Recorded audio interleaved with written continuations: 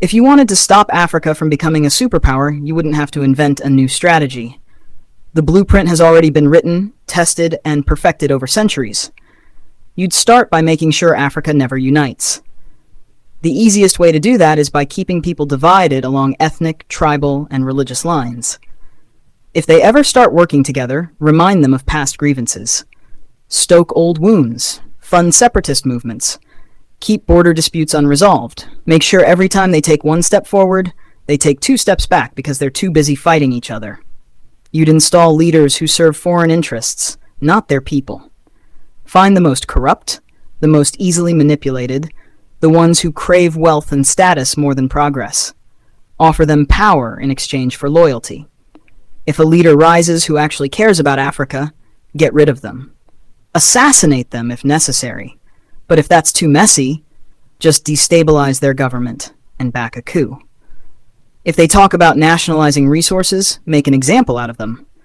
If they try to unite Africa, take them out before the idea spreads. You'd keep Africa economically weak by making sure it never industrializes. Let them export raw materials but never process them themselves. Control the mines, the oil fields, the rare earth minerals.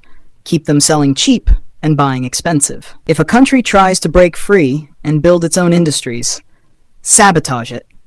Place sanctions, destabilize its currency, fund local opposition, crash its economy. If that doesn't work, orchestrate a civil war.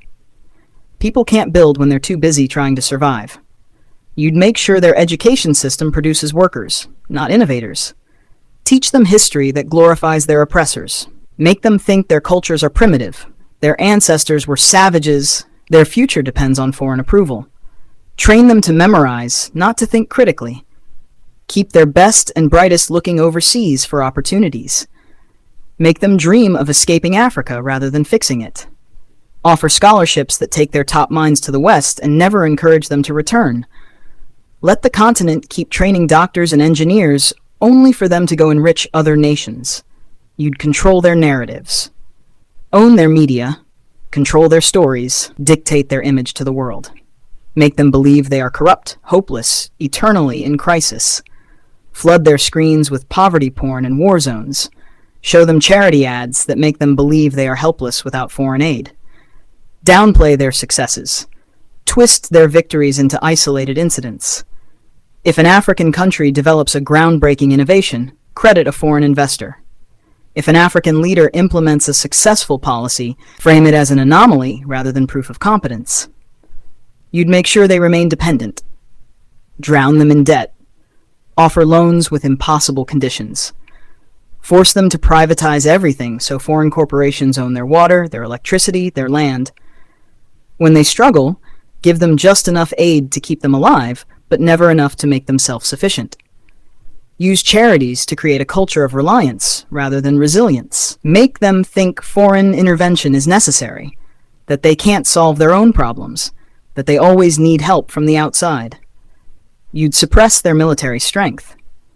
Keep their armies weak, their defense industries non-existent. Sell them weapons to fight each other, but never let them develop high-tech military technology. If a country tries to build a strong defense system, accuse them of being a threat to stability. Make sure they always need foreign peacekeepers, foreign military bases, foreign advisors controlling their security. Keep them vulnerable to invasion, coups, and foreign interference. The formula is simple. Divide, corrupt, exploit, miseducate, control. Keep them fighting each other. Keep them looking outside for solutions. Keep them poor, dependent, insecure. Make sure every attempt to break free is met with resistance so strong that the next generation thinks twice before trying again. This isn't a theory, it's history. The real question isn't how to stop Africa from becoming a superpower, it's how Africa can break the cycle despite every effort to keep it down.